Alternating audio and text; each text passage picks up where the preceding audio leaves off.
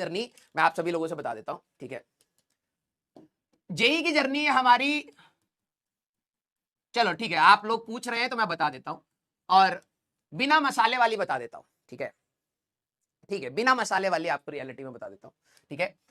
हम जब 11वीं क्लास में थे, 11th क्लास में, ठीक है, तो हमें एक महिला मित्र पसंद थी, ठीक है, जो हमसे 4 साल बड़ी थी, ठीक है, 4+। अब ये नहीं पता कैसे लिखते, लेकिन ठीक है। तो उनसे बात होती थी, ठीक है। कहीं पर ऐसी बातचीत में ये हुआ कि इंजीनियरिंग कॉलेज की बात चल रही थी, तो उन्होंने बोला कि आईआईटीज, ठीक है, आईआईटीज अच्छे कॉलेज होते हैं। मैंने कहा होते होंगे, ठीक है। मेरे फादर खुद आईआईटीएन है, ठीक है, लेकिन मेरा कभी भी वैसा इंक्लिनेशन नहीं था। फिर मैंने उनको 3-4 बार ये बात बोलते हुए सुना, और मेरे को लगा कि शायद इस चीज को पाने से, ठीक है, लाइफ सेट हो जाएगी, ठीक है। तो 11th क्लास में मेरा जो स्कूल था वो अच्छा स्कूल था, तो मैंने कोई कोचिंग नहीं ली, लेकिन मैंने पढ़ाई करनी स्टार्ट करी, ठीक है। 12वीं का मेरा जो 12th का जो मेरे 10वीं में जो रिजल्ट था, वो उन महिला मित्र को देख के ही पढ़ाई मैंने करी थी, ठीक है। उनका 92.8 का परसेंटेज था, और मेरा 94% के आसपास आया था, ठीक है। 12th क्लास में उनके 87 हुए थे, मेरे 97 हुए थे, हम बढ़ गए आगे, ठीक है। तो 12वीं क्लास का जब हमारा रिजल्ट आया, तो मैंने जेई का एग्जाम दिया था। जेई के एग्जाम में, ठीक है, उस समय पहली बार ईएमएल लिस्ट आई थी, एक्सटेंडेड मेरिट लिस्ट, ठीक है, 2009 की बात है। और उस समय मैंने कोचिंग कुछ भी नहीं करा था, कोई ट्यूशन भी नहीं पढ़ता था मैं, जितना मेरे को पढ़ाया गया मैं उतना ही चुपचाप पढ़ता था, काफी सारी चीजें नहीं भी पढ़ी। लेकिन एक्सटेंडेड मेरिट लिस्ट में उस समय जेई के आसपास 7,000 के आसपास आपकी जेई में रैंक आती थी, ठीक है, जेई में रैंक दी जाती थी। और उसके बाद एक एक्सटेंडेड मेरिट लिस्ट थी, जिसमें मेरा रैंक आया था आई थिंक 8,000 के आसपास। मतलब अगर देखा जाए all over India AIR rank अगर देखी जाए, अगर मैं इसी के हिसाब से देखूं, तो 15,000 के आसपास के मेरे रैंक थी। और एआईट्रिपल में उस समय जो जेई मेंस आपका होता है, जेई मेंस में उस समय मेरी आई थी 22,000 रैंक, ठीक है, 22,000 उस समय के आसपास की रैंक थी। मतलब मेरे को मिल जा रहा था जेई मेंस से अच्छा एक कॉलेज, आप उस समय एआईट्रिपल कहते थे, अच्छा मिल रहा था। फिर मैंने फर्स्ट टाइम डिसाइड किया कि नहीं यार, कॉलेज तो आईआईटी वाला ही चाहिए था, ठीक है। तो मैंने वहां पर डिसाइड किया कि ड्रॉप करेंगे। अब मेरे को यह बात नहीं पता थी कि ड्रॉप करते कैसे हैं, हाँ, ठीक है, ड्रॉप करते कैसे हैं और कौन सी कोचिंग बेस्ट है। तो उस समय इंटरनेट भी ज्यादा नहीं था, तो मैंने अपने एक फ्रेंड से पूछा, तो उस फ्रेंड ने मेरे को सजेस्ट किया कि कोटा में, ठीक है, कोटा में बंसल क्लासेस करके कोचिंग है, और बहुत अच्छी कोचिंग है, वहां पर जाके तुम तैयारी कर सकते हो, ठीक है। मैं क्योंकि मेरा जेई में ये एक्सटेंडेड मेरिट लिस्ट में ये आ गया था, तो मेरे को वो भी मिल गया था, क्या कहते हैं, स्कॉलरशिप मिल गया था। उस समय की जो मेरे को स्कॉलरशिप के बाद फीस जो पड़ी थी, आई थिंक 60,000, 50,000 या समथिंग 60,000 के आसपास की फीस पड़ी थी, ठीक है। हाँ, 60,000 के आसपास की मेरी फीस पड़ी थी पूरे एक साल ड्रॉपर की, ठीक है। और मेरे को जो फर्स्ट बैच मिला था दैट वाज X9, ड्रॉपर में X9 बैच मिला था, ठीक है। मेरे को कुछ आइडिया नहीं था कि कोटा में किस तरीके से पढ़ाई की जाती है, कितना होमवर्क होता है, कितना लोड होता है, कितना स्ट्रेस होता है, घर की होम सिकनेस होती है, ठीक है। और 2 बजे के आसपास जब भीड़ निकलती है, ठीक है, 2 बजे के आसपास जब पूरे लंच के टाइम की भीड़ निकलती है, वो एक अलग स्ट्रेस होता है, ठीक है। और आपकी कोई पर्सनल लाइफ होती नहीं है, आप जाते हो, पढ़ते हो, खाते हो, सोते हो, पढ़ते हो, एक अजीब से लूप में आप हमेशा रहते हो, ठीक है। तो मैंने फर्स्ट टेस्ट दिया, और वेक्टर्स और बहुत बेसिक सी चीजें हमें पढ़ाई गई थी, ठीक है। उसमें वेक्टर्स, यूनिट्स एंड डायमेंशन, ये सब सारी चीजें वहां नहीं पढ़ाई जाती। बेसिक मैथ्स में भी सिर्फ वेक्टर्स पढ़ाया जाता है, ग्राफ व्राफ जो आप लोग सोचते हो कि इतना पढ़ाया जाता है, कुछ नहीं पढ़ाया जाता वहां पर, ठीक है। सीधे ड्रॉपर्स में वो सीधे स्टार्ट होता है, वेक्टर्स पढ़ाते हैं और सीधे काइनेमेटिक्स, सीधे, ठीक है। तो पढ़ाई स्टार्ट करी। मैंने फर्स्ट दिन से सोच रखा था कि नहीं, एक अच्छा सिलेक्शन लेके जाना है यहां से। तो मैं केमिस्ट्री पे बहुत ज्यादा एनर्जी लगाता था, फिजिक्स पे भी लगाता था, मैथ्स स्टार्टिंग का जोश था, लेकिन धीरे धीरे खत्म होता चला गया। अब जर्नी के बारे में मैं आपको बताता हूं। पहला जब टेस्ट आया तो मेरे को X9, मेरी रैंक ज्यादा अच्छी नहीं थी, तो मेरे को वापस X9 बैच ही मिला। बहुत डिमोटिवेटिंग था, सेम बैच में रहने में भी बहुत डिमोटिवेशन लग रहा था, ठीक है। लेकिन मैंने अपनी पढ़ाई नहीं रोकी, मेरे को जितना समझ आता था, जितनी मेरी कैपेसिटी होती थी, मैं घर पे भी ज्यादा नहीं बताता था अपने स्ट्रेस के बारे में, लेकिन जितना मेरे से हो पाता था मैं उतना पढ़ लेता था, ठीक है। मेरे को अगर लग रहा था कि यार मेरे से नहीं हो पा रहा है तो मैं छोड़ देता था, मैं इतना ज्यादा उस टाइप का स्ट्रेस नहीं लेता था, ठीक है, कि बैकलॉग हो गया है या फिर ये हो गया है। मैं ग्रुप स्टडीज पर भी बिलीव नहीं करता था। कई सारे बच्चे वहां पर क्या होते हैं, दोस्त दोस्त बन जाते हैं, कहते भाई चलो ग्रुप स्टडी करेंगे, रात को एक साथ बैठ के करेंगे, और गपियाना ही होता था मोस्ट ऑफ द टाइम। लेकिन मैं ग्रुप स्टडी पर भी बिलीव नहीं करता था। मेरे को लगता था कि यार मैं अपना आराम से बैठूंगा, शांति से बैठूंगा, पढ़ाई करूंगा, कोई दिक्कत नहीं है। पूरा प्रोसेस रहा धीरे धीरे धीरे धीरे, आप बिलीव नहीं करेंगे, मेरे को एक कहते हैं ना कि एक फेक दुनिया टाइप की बन जाती है आईआईटी के बारे में दिन भर सोचना, ठीक है, क्योंकि उस टाइप से ओवर हाइप कर दिया था कि आईआईटी में ये है वो है और सारी चीजें। तो X9 में जब टेस्ट वेस्ट होने लगे धीरे धीरे, तो मैं X9 के बाद X5 में गया, X5 के बाद मैं X3 में गया, मेरा लास्ट बैच X3 पर मेंटेन हो गया था। और टेस्ट देते देते आखिरी तक मेरी जो रैंक आ रही थी वो 100 के अंदर आनी स्टार्ट हो गई थी, मतलब it was a good rank. अब कई लोग सोचेंगे 100 के अंदर टॉप रैंक में आने के बाद भी आपका सिलेक्शन में आखिरी लास्ट रैंक क्यों? आखिरी में बच्चा टेस्ट नहीं देता है, बहुत ही कम सिलेक्टेड बच्चे टेस्ट दे रहे थे, सिलेबस फुल सिलेबस के टेस्ट हो रहे थे, तो ऑब्वियस ही बात है कि कम बच्चों में रैंक अच्छी आ जाएगी। लेकिन मेरे को यह बात तब तक नहीं पता थी जब तक मैं घर नहीं आया। मेरे को ऐसा लगता था कि मैं बहुत इंप्रूव कर रहा हूं, क्योंकि आखिरी में मैं जब टेस्ट देता था, फर्स्ट टेस्ट में मेरी रैंक आई थी 4000 के आसपास, ठीक है, 4000 नहीं 2500 2200 के आसपास रैंक आई थी। फिर बढ़ते बढ़ते जब मैं टॉप 100 में आ गया तो मेरे को अपने आप सेल्फ मोटिवेशन, मुझे ऐसा लगता था मैं अच्छे से तैयारी चल रही है मेरी, भले मैंने बहुत सारी चीजें छोड़ रखी है लेकिन अच्छे से तैयारी चल रही है। जेई का जब मैंने वहां पर कोटा में, आप सभी लोगों को शायद नहीं पता होगा कि इतना आसान नहीं है, ठीक है, अपार्ट फ्रॉम स्टडीज बहुत सारी चीजों के अलावा भी आपको चीजों को फेस करना पड़ता है। कोटा में 2-3 बार मेरी लड़ाइयां भी हुई, ठीक है, थोड़ा सा हरियाणा का खून गर्म खून रहता था तो ऐसा लगता था कौन है, ठीक है, 2 बार पुलिस केस भी हुए, घर वाले भी आए, बहुत सारी चीजें अपार्ट फ्रॉम दैट हुई। लेकिन अच्छी बात यह थी कि मैं अपनी पढ़ाई को कभी डिस्टर्ब नहीं होने देता था। अगर मैं लड़ाई भी कर लेता तो मैं घर जाके वापस अपने रूटीन को जरूर फॉलो करता था, मैं पढ़ाई करता था, ठीक है।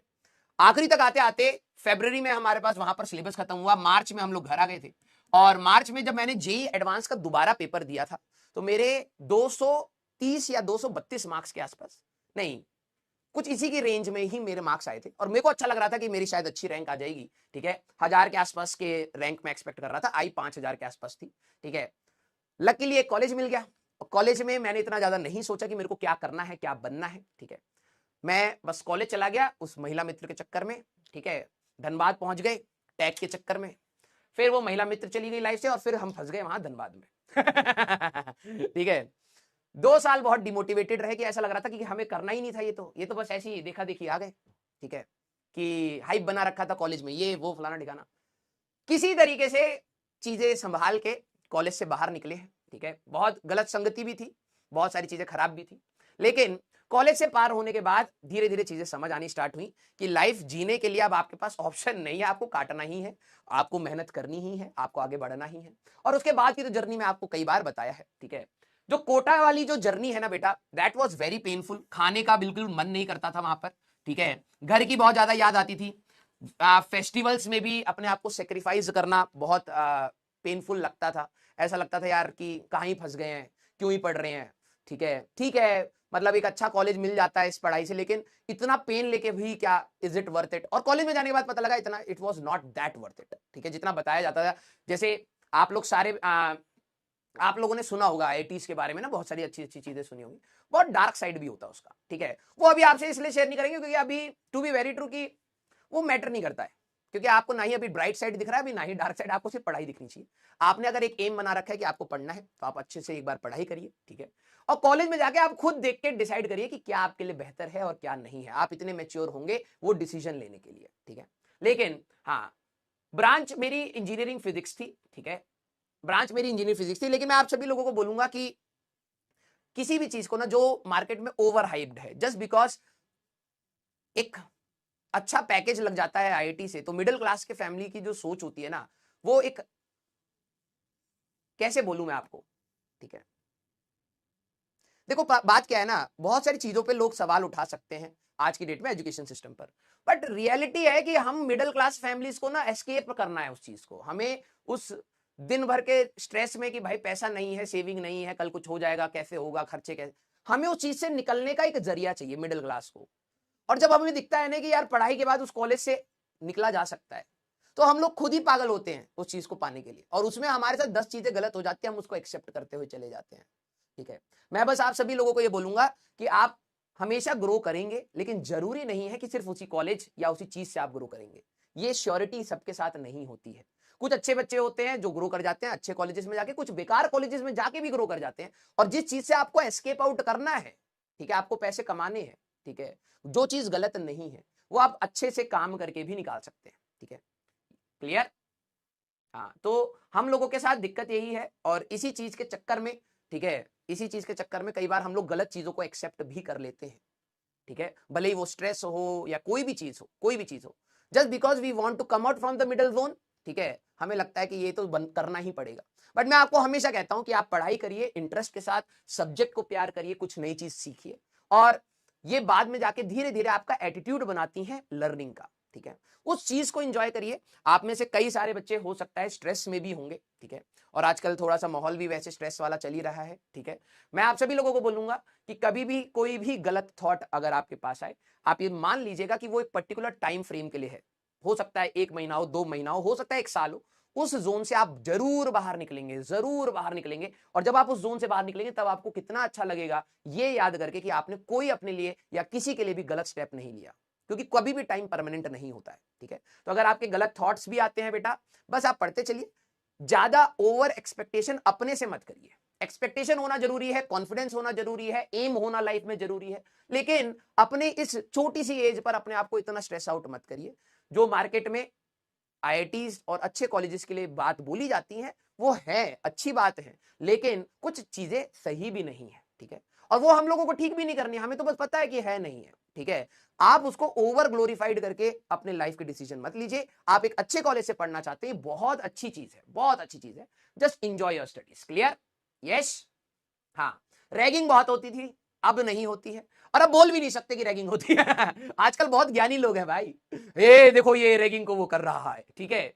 एक मैंने आप ही लोगों के क्लास में वो कहानी बताई थी ना, जिसमें हमें अंग्रेजी नहीं आती थी और 4-5 लोगों को, एक उसमें रेड्डी था जिसको अंग्रेजी आती थी, उसको फंसा दिया था।